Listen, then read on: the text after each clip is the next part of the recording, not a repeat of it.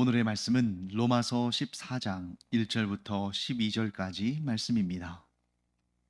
믿음이 연약한 자를 너희가 받되 그의 의견을 비판하지 말라. 어떤 사람은 모든 것을 먹을 만한 믿음이 있고 믿음이 연약한 자는 채소만 먹느니라. 먹는 자는 먹지 않는 자를 업신여기지 말고 먹지 않는 자는 먹는 자를 비판하지 말라. 이는 하나님이 그를 받으셨음이라. 남의 하인을 비판하는 너는 누구냐? 그가 서 있는 것이나 넘어지는 것이 자기 주인에게 있음에 그가 세움을 받으리니 이는 그를 세우시는 권능이 주께 있음이라.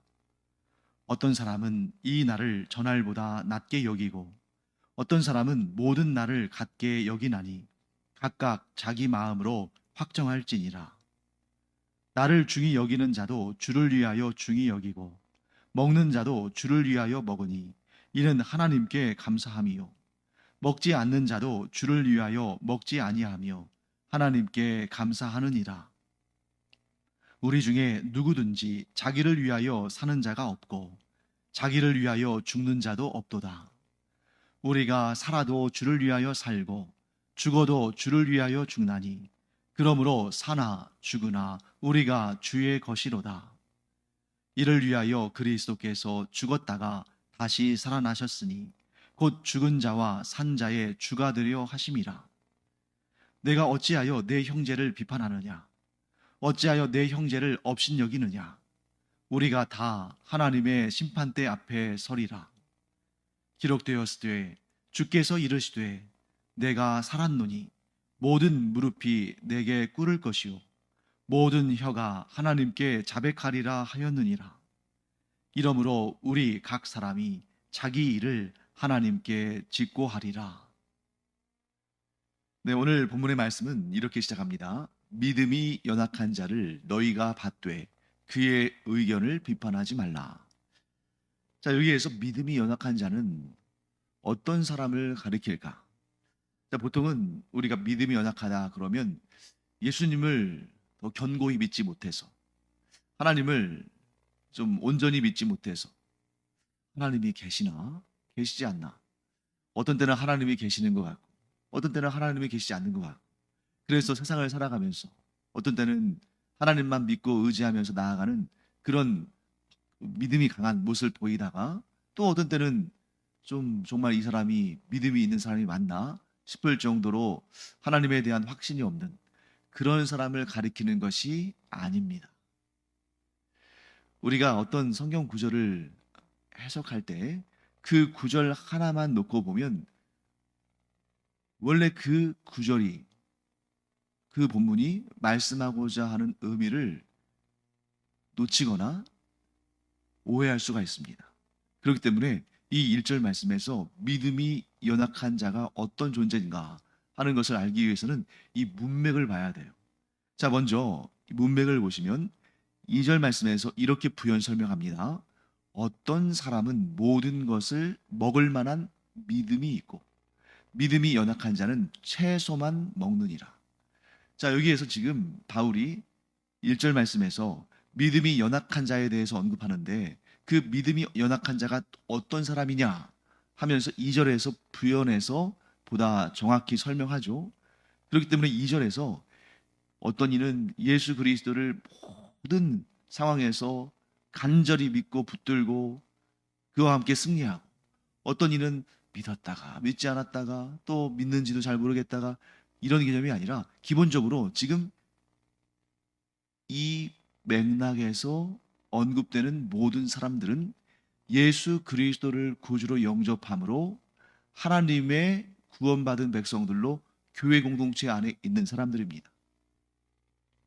그렇기 때문에 우리가 이런 믿음을 두고, 뭐 예를 들면 우리 교회 안에 같이 신앙생활하는 사람들이 많이 계시는데 그냥 그 겉모습만 보고 저 사람은 믿음이 강해, 저 사람은 믿음이 약해, 저 사람은 믿음이 훌륭해, 저 사람은 믿음이 좀 문제가 있어, 우리가 그렇게 판단할 수 없는 거죠. 하나님에 대한 믿음 오직 하나님만 아시지 않으시겠습니까? 물론 이 믿음이 있다 없다 이건 우리가 좀 어느 정도 분간할 수 있을지 모르지만, 저 사람에 비해서 내가 믿음이 더 좋고 나에 비해서 저 사람이 믿음이 좀 약하고, 이렇게 우리가 판단할 수는 없는 것이죠. 그렇기 때문에 지금 사도 바울이 이야기하는 것은 예수 믿는 그 믿음, 그 믿음의 강도가 누가 강하냐, 누가 약하냐, 이걸 비교하는 것이 아니라 그들의 눈에 보이는 행실들을 보면서 판단하는 것입니다. 그래서 지금 바울이 어떤 것을 두고 믿음이 약하다, 강하다 말하고 있습니까? 음식 먹는 그 구체적인 행위. 그 사람이 음식 먹는 것에 대해서 어떠한 관점과 어떠한 모습을 보이는가 하는 것을 두고 판단하는 거예요. 그러면 여기에서 믿음이 강한 사람은 어떤 사람들입니까? 내가 예수 믿기 때문에 어떤 음식을 먹어도 나에게는 그 음식이 나의 이 성도됨을, 구원받은 하나님의 자녀됨을 훼손할 수 없다. 영향을 미치지 않는다. 이런 믿음을 가진 사람이고, 믿음이 연약한 자는 지금 어떤 사람입니까? 채소만 먹는다. 왜 채소만 먹겠어요? 오늘날처럼 뭐 건강의 목적을 위해서 채소만 먹는 것이 아니겠죠. 이것이 믿음의 문제와 연결되어 있다는 것을 우리가 알게 되고, 그러니까 이런 거죠. 자, 이 당시는 시장에 나와 있는 고기들은 대부분 우상에게 바쳐졌다가 나온 것들입니다. 왜냐하면 지금으로부터 2000년 전인 이 초대교회 당시에는 이 이스라엘뿐만 아니라 뭐 주변 모든 나라들이 그렇죠. 서민들이 고기를 먹는 것이 너무 힘든 일입니다. 특히 아주 부유한 사람들, 뭐 왕실이나 귀족이나 부자들, 이런 사람들은 자신들이 일상의 식생활에서 먹기 위해서 소나 양이나 염소를 도축하지만, 그렇게 부유하지 않은, 신분이 높지 않은 사람들은 자기의 식사를 위해서 별도로 도축을 한다는 것은, 그것은 거의 불가능한 일이죠. 그러면 고기를 어디서 얻겠습니까? 시장에 가서 얻는 거죠. 시장에서도 어떻습니까? 아주 비싼 고기는 뭐 엄두를 낼 수 없을 것이고 보다 저렴한 고기를 찾겠죠. 그런데 비싼 고기들은 먹기 위해서 도축한 거라면, 가격이 저렴한 고기들은 대부분 우상 신전에, 우상신에게 바쳐졌다가 이제 대량으로 바쳐질 거 아닙니까? 뭐 우상신에게 제사하는 사람들이 한둘이 아닐 테니까요. 그러면 그 우상신에게 바쳐졌던 고기들이 뭐 거기에 있는 우상신 사제들, 뭐 제사장들, 이런 사람들이 뭐 먹기도 하고 사용하기도 했습니다만, 그걸 다 먹을 수는 없을 거 아니에요? 또 고기도 필요하지만 돈도 필요하니까 그 우상신을 섬기는 그 종교인들이 그렇게 바쳐진, 신전에 바쳐진 그 고기들을 시장에 내다가 파는데 좀 저렴하게 파는 겁니다. 그래서 거기에서 돈을 벌어서 자기가 이제 소유하는 거죠. 그렇기 때문에 10중 8구 시장에서 저렴하게 구할 수 있는 고기들은 우상에게 바쳐졌던 고기들이다. 이 사실을 모르고 먹으면 상관없는데, 알았을 때 교회 안에 있는 성도들이 둘로 나뉘는 것입니다. 어떤 성도들은 야, 그 우상에게 바쳐졌던 말든 무슨 상관이야.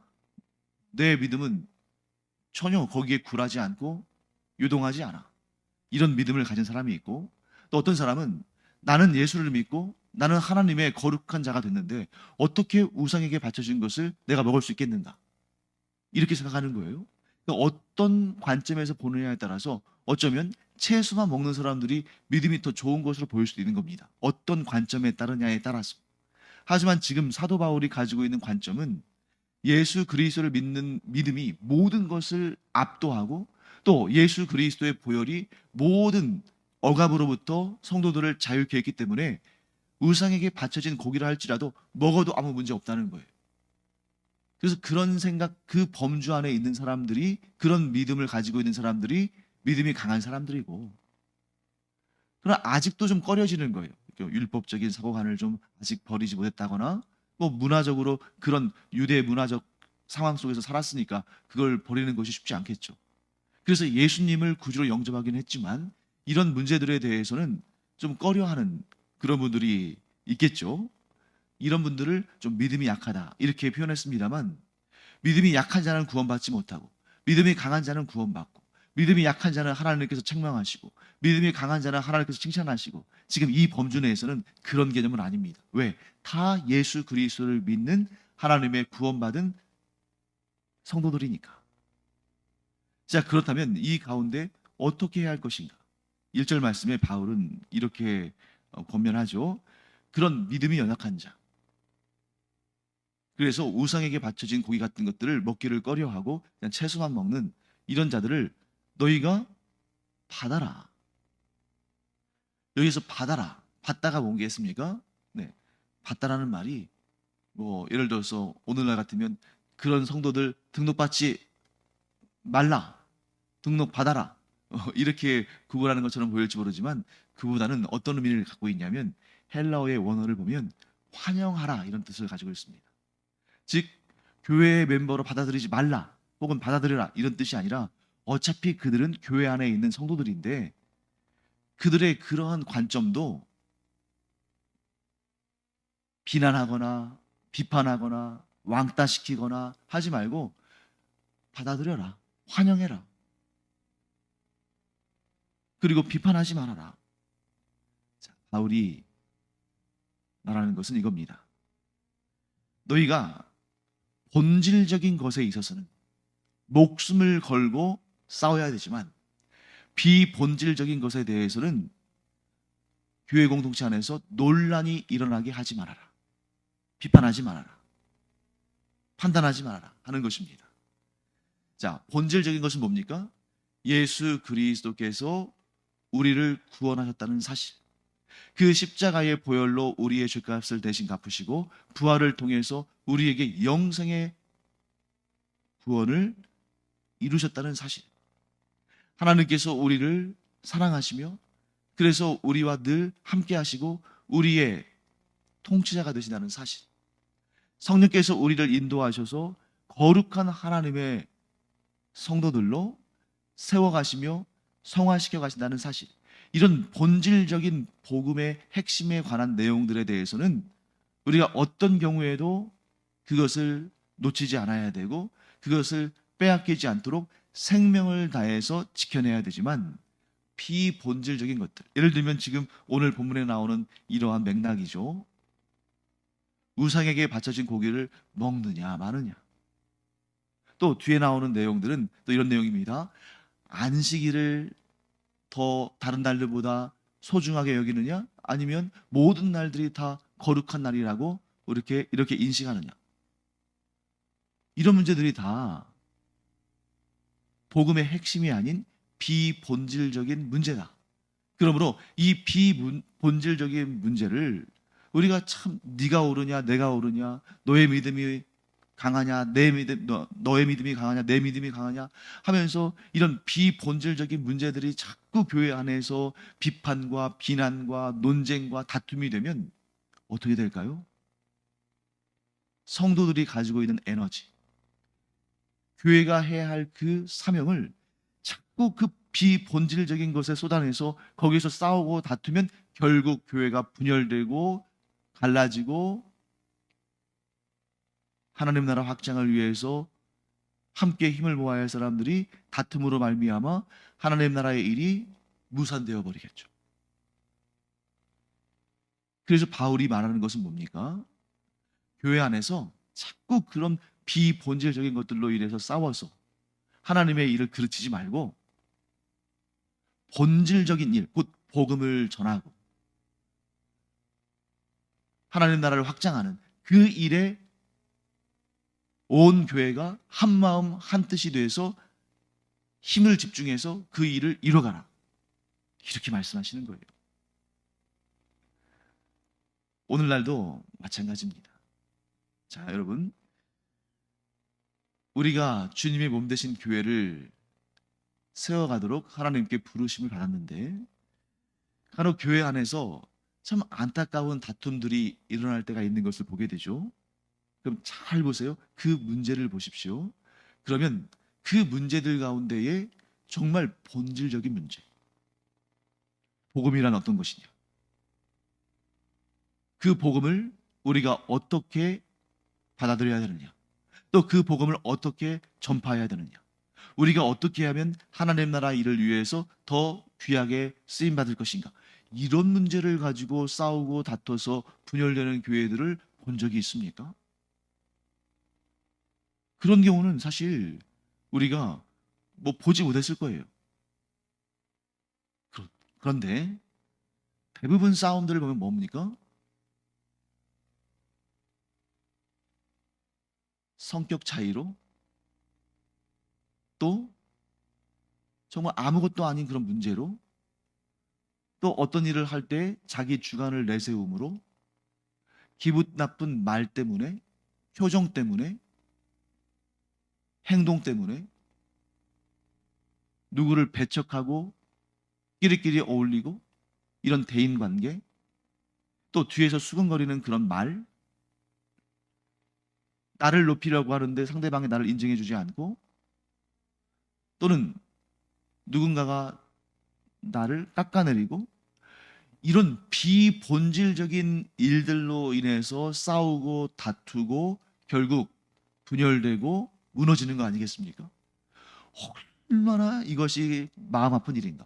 분명히 바울이 로마에 있는 이 교회 공동체를 바라보면서 그러한 안타까움을 가졌을 거예요. 지금 로마 교회 안에서 분쟁들이 일어나고 있는데, 그 위험한 상황들이 지금 전개되고 있는데, 그 교회 공동체 안에 있는 사람들은 왜 그런 문제가 일어나는지 보지를 못해요. 알지를 못합니다. 해석을 못하고. 그러니까 문제가 해결이 안 돼요. 그런데 지금 바울이 밖에서 이 로마 교회 안에 있는 내부의 문제를 보니까 선명하게 보이는 것입니다. 자, 로마 교회 안에 분쟁이 있는데 그 분쟁의 원인은 무엇입니까? 본질적인 것이 아니라 비본질적인 것이었다. 그러므로 그런 비본질적인 문제들을 너희가 그것으로 인해서 서로 논쟁하고 다투고 싸우고 비판하고 비난하고 하다가 하나님께서 너희에게 맡기신 그 소중한 본질적인 사역을 놓치는 그러한 우매한 일을 하지 말라라고 권면하는 것이죠. 자, 그렇다면 어떻게 해야 하는가? 3절 말씀에 이렇게 설명합니다. 먹는 자는 먹지 않는 자를 업신여기지 말고 먹지 않는 자는 먹는 자를 비판하지 말라. 이는 하나님이 그를 받으셨습니다. 자, 여기서 하나님이 그를 받으셨습니다 할 때 그는 누굽니까? 먹는 자와 먹지 않는 자를 모두 포함한 거예요. 믿음이 연약한 자와 믿음이 강한 자 모두를 포함한 겁니다. 즉, 그 교회 공동체 안에 있는 자들은 예수 그리스도를 구주로 영접하고 그곳에 있는 것이다. 사실 여러분 생각해 보세요. 오늘날 이렇게 신앙생활 하는 것이 편하고 너무 자유로운 이 상황 가운데는 믿지 않는 자들도 뭐 사람을 만나려고 오든, 사업을 하는데 도움을 받으려 오든, 친구를 사귀려 오든, 그냥 문화생활 하려고 오든 믿음이 없지만 교회로 얼마든지 올 수 있습니다. 그리고 저는 그런 분들 환영합니다. 왜요? 그런 분들 지금 현재 당장은 믿음이 없다 할지라도 복음이 선포되는 이 은혜의 현장 가운데 와 있는 거잖아요. 얼마나 복된 분들입니까? 그런데 2000년 전에 초대교회 당시에는 신앙생활 한다는 것이 핍박과 박해의 대상이 되는 것이고, 심지어 순교의 위험을 감수해야 되는, 즉 목숨을 걸고 신앙생활 하는 것입니다. 그런 상태에서 교회에 왔는데 믿음을 가진 사람들이죠. 그런데 너무 안타까운 것은 뭡니까? 그런 본질적인 것을 가지고 서로 힘을 합쳐서 하나님 나라 확장을 위해서 일해야 되는데 자꾸 비본질적인 것을 가지고 다투고 싸운다는 말이죠. 그래서 바울은 이렇게 말합니다.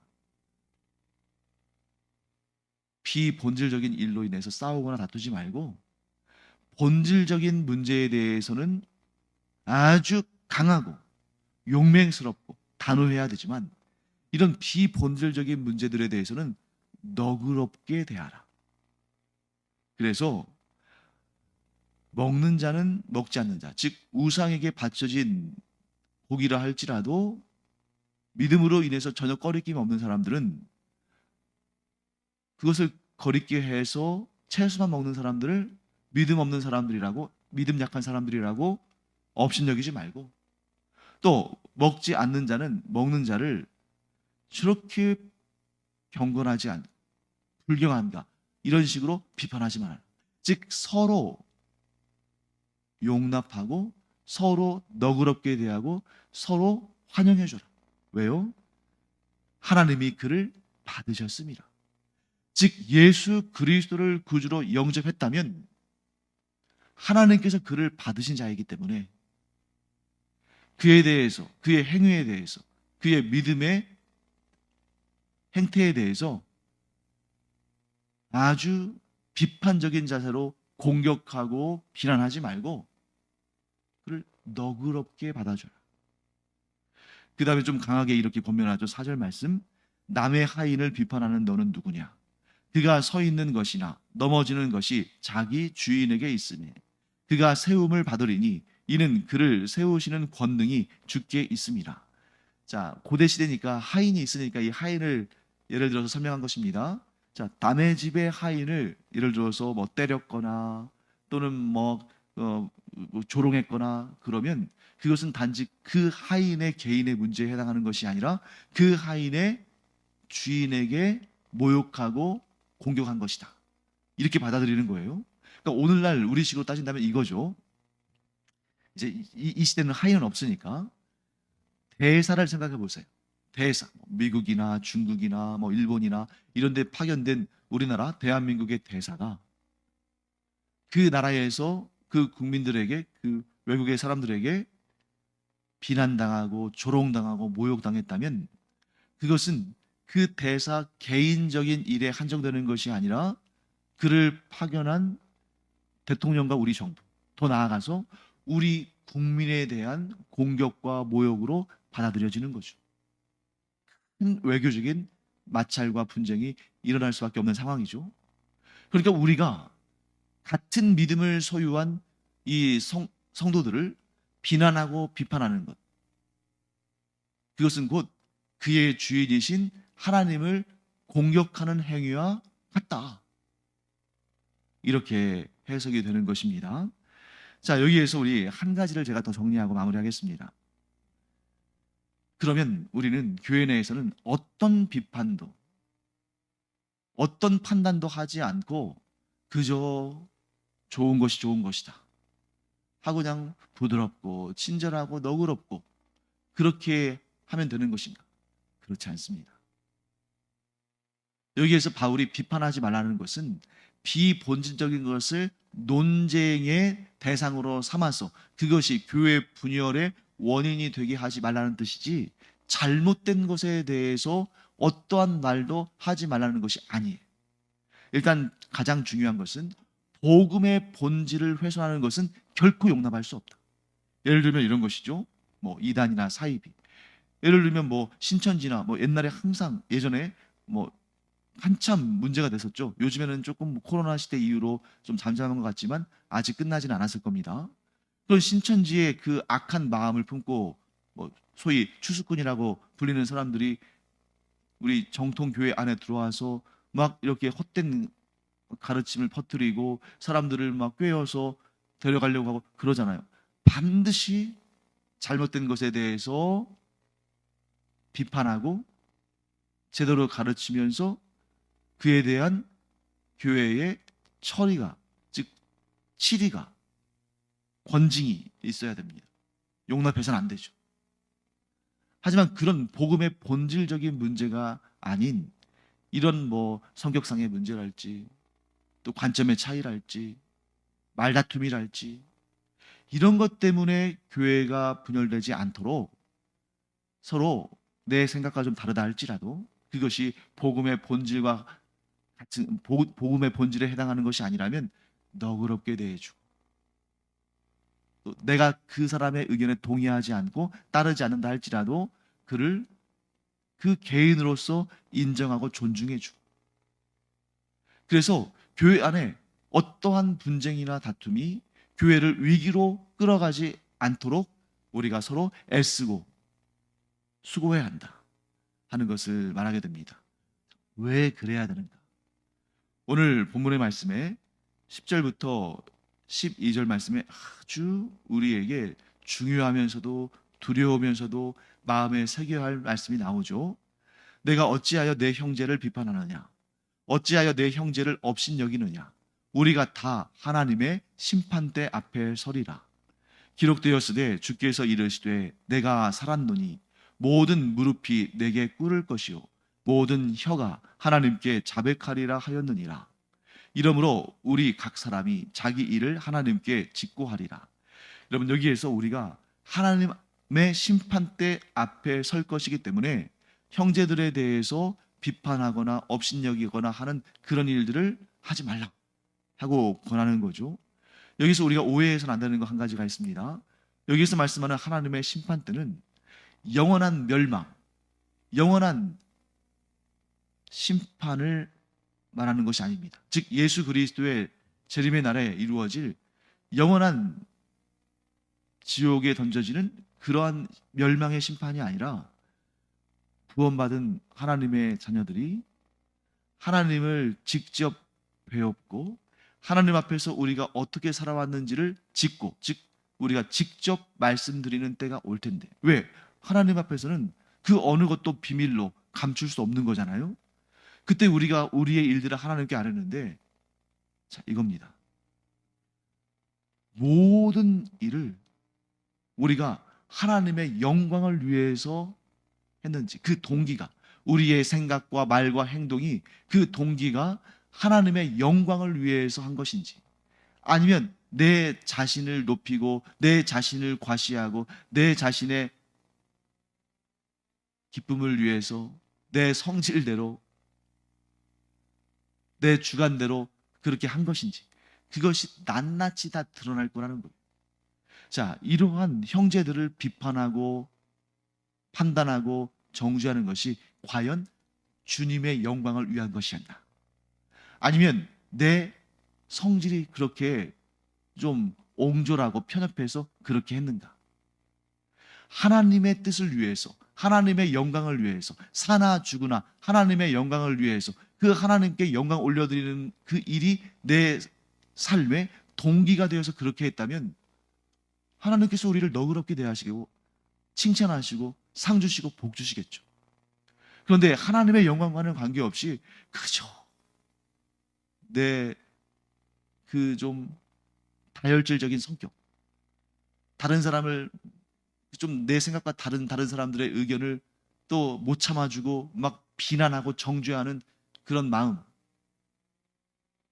하나님께 영광 올려드리지 않는 그러한 자세로, 그러한 태도로, 그러한 중심으로 이루어진 것들은 하나님 앞에서 우리의 부끄러움이 될 것입니다.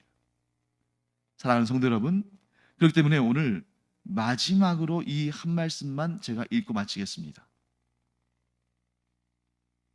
7절과 8절이죠. 우리 중에 누구든지 자기를 위하여 사는 자가 없고 자기를 위하여 죽는 자도 없도다. 우리가 살아도 주를 위하여 살고 죽어도 주를 위하여 죽나니 그러므로 사나 죽으나 우리가 주의 것이로다. 우리가 항상 이 말씀을 마음에 새기고 내가 지금 생각하고 말하고 행동하는 것이 주의 영광을 위한 것인지, 아니면 주님과는 전혀 관계없는 것인지, 심지어 하나님의 근심이 되고 책망거리가 되는 것은 아닌지 늘 그것을 생각하며 살아가는 우리가 되기를 간절히 축원합니다. 기도하겠습니다. 하나님, 저희가 언젠가는 이 세상을 떠나서 하나님 앞에 서서 저희가 살아온 모든 날들을 하나님 앞에 직고하는 날이 올 텐데, 그때 하나님 앞에 부끄러움을 당하는 자들이 아니라 하나님께 칭찬받고 상받고 복받는 하나님의 기쁘심이 되는 저희들 되게 하여 주시옵소서. 저희가 하나님의 영광을 위해서 주를 위하여 살아가는 인생 되기를 원하오니 성령께서 함께하여 주셔서 이 목적이 잘 실현되도록 은혜 도하여 주시옵소서. 감사드리며 예수님의 이름으로 축복하며 기도합니다. 아멘. 기도하는 시간입니다. 기도할 때도 우리가 스스로 내 기도의 내용을 점검해 봐야겠죠. 이 기도의 내용이 하나님을 위한 것이고 하나님의 영광을 드러내는 것인가, 아니면 나의 탐욕과 정욕을 위한 것인가. 우리의 기도의 모든 내용이 하나님을 기쁘시게 하는 것이 되기를 간절히 축원합니다. 기도하겠습니다.